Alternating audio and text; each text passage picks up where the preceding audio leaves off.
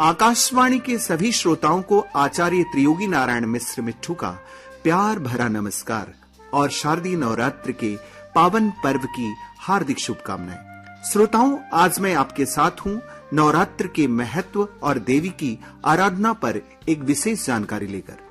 नवरात्र एक ऐसा पर्व है जो केवल भक्ति, आराधना और आस्था का प्रतीक नहीं है, बल्कि यह आत्मिक उन्नति का भी मार्ग प्रशस्त करता है।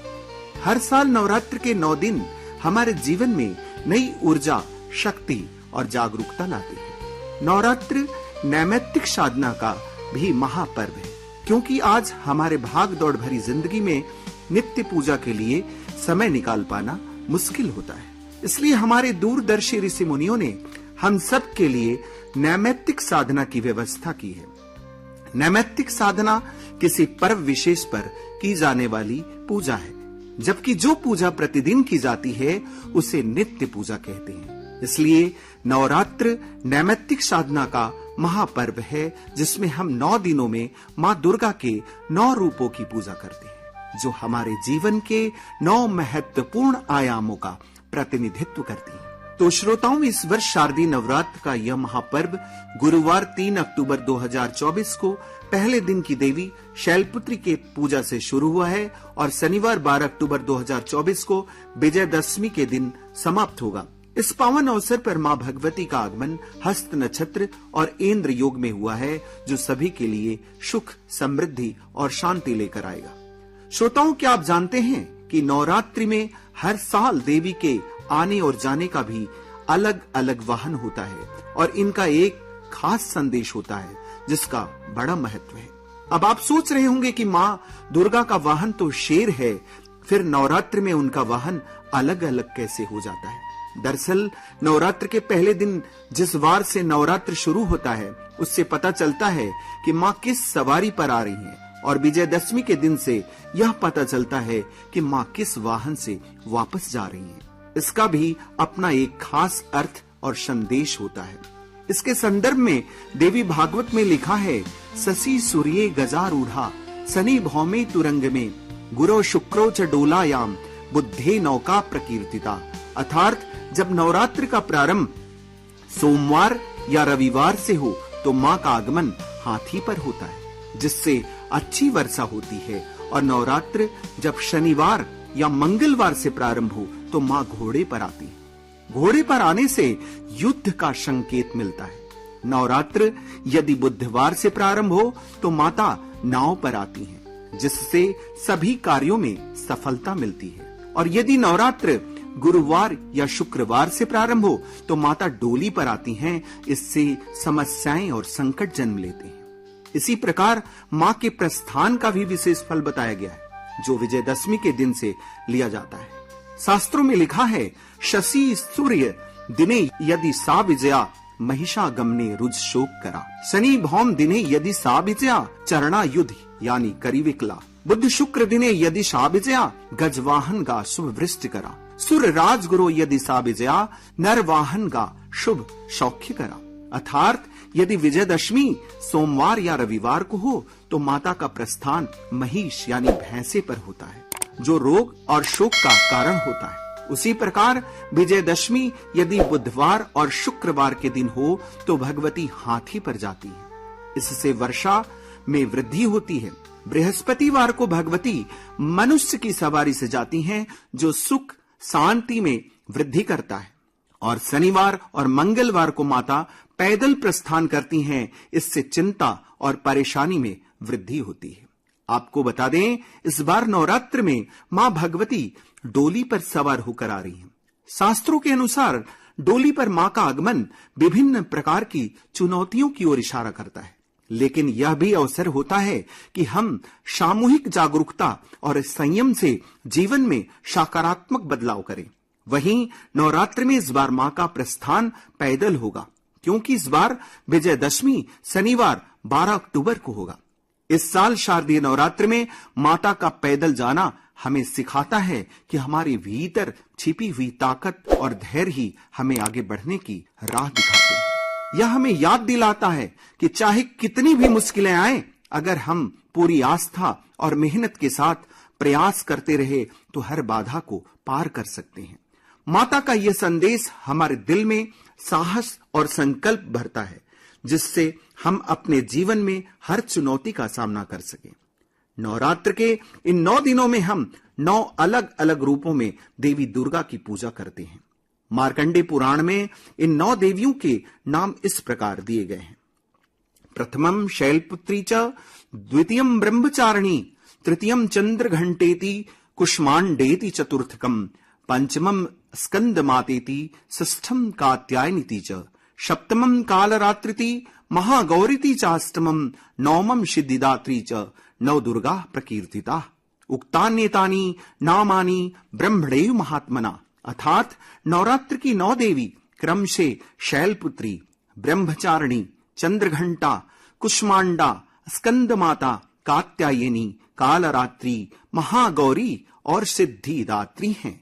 यह सब नौ दुर्गा के नाम से प्रसिद्ध हैं। आइए जानें इन देवियों के बारे में। नवरात्र के प्रथम दिन की देवी माता शैलपुत्री है, जो पर्वतराज हिमालय की पुत्री हैं। यह रूप हमें सिखाता है कि जैसे पर्वत अडिग और अचल रहता है, वैसे ही हमें भी अपने जीवन में धैर्य और स्थिरता रखनी चाहिए। मां शैलपुत्री की पूजा से मूलाधार चक्र जागृत होता है, जो जीवन की स्थिरता और सुरक्षा से जुड़ा होता है। इन्हें सफेद फूल अर्पित किया जाता है और गाय के घी से निर्मित पकवान का भोग अर्पित किया जाता है, जिससे भगवती प्रसन्न होती है। नवरात्र के दूसरे दिन की देवी मां ब्रह्मचारिणी है, जो संयम और तपस्या का प्रतीक है।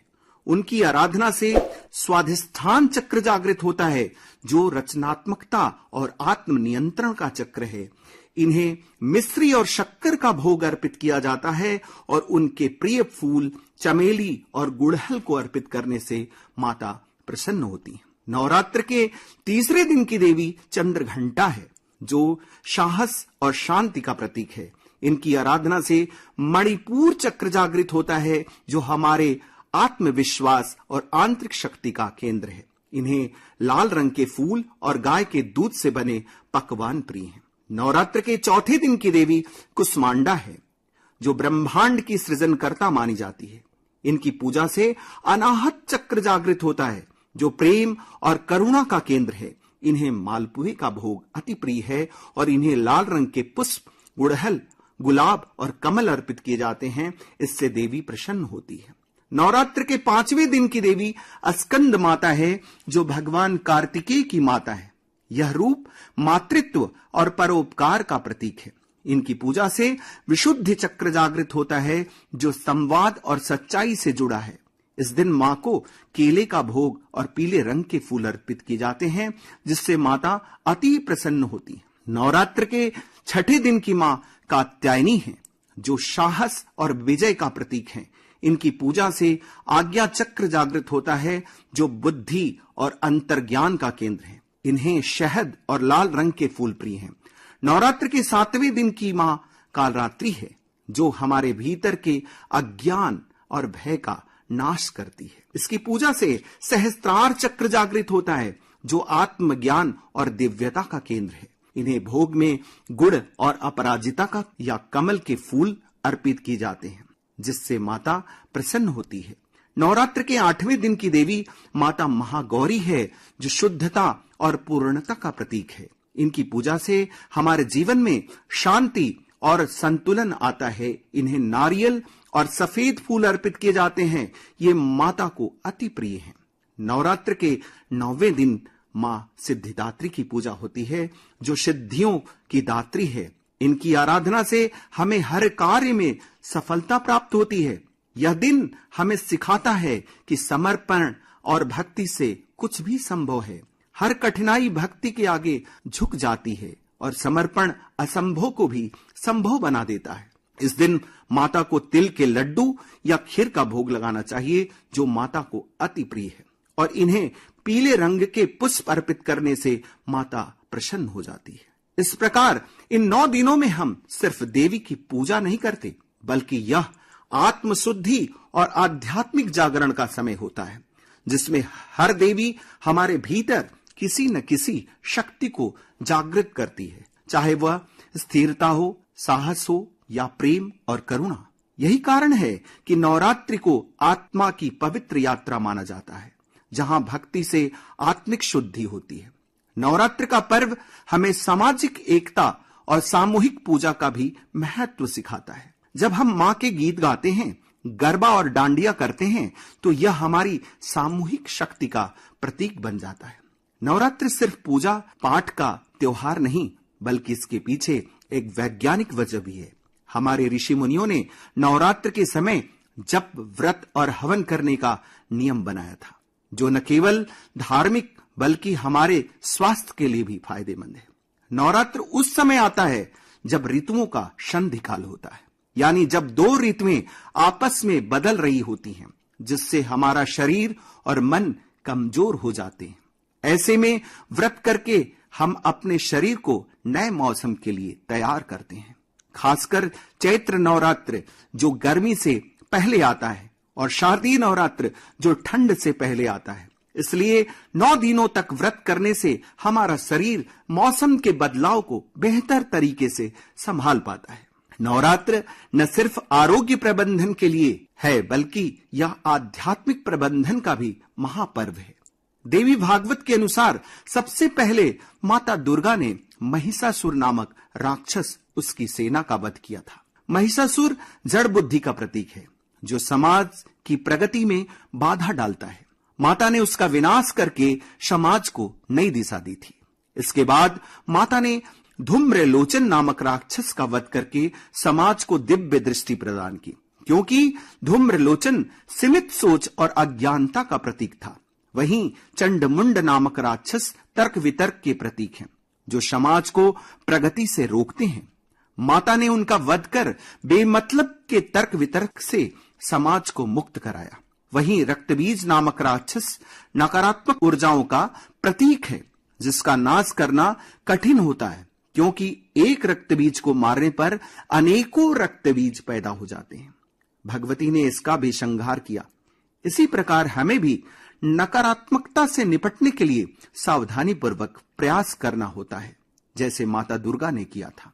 नवरात्र में रात्रि का भी विशेष महत्व है, क्योंकि रात्रि में मंत्रोच्चार, जप और यज्ञ की ध्वनि दूर तक पहुंचती है। दिन के कोलाहल में यह संभव नहीं हो पाता, इसलिए रात्रि काल साधना के लिए उपयुक्त माना गया है। नवरात्र के 9 दिनों में अपने शरीर के 9 द्वारों की भी शुद्धि की जाती है, जो शरीर को शारीरिक और मानसिक रूप से मजबूत बनाता है। इसलिए नवरात्र न केवल आध्यात्मिक उन्नति का पर्व है, बल्कि यह शारीरिक और मानसिक स्वास्थ्य के लिए भी अत्यंत महत्वपूर्ण है।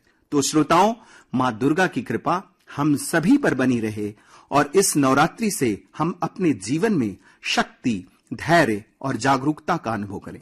इसी के साथ मैं आचार्य त्रियोगी नारायण मिश्र मिट्ठू अपने वाणी को विराम देता हूं। आप सभी श्रोताओं को नवरात्र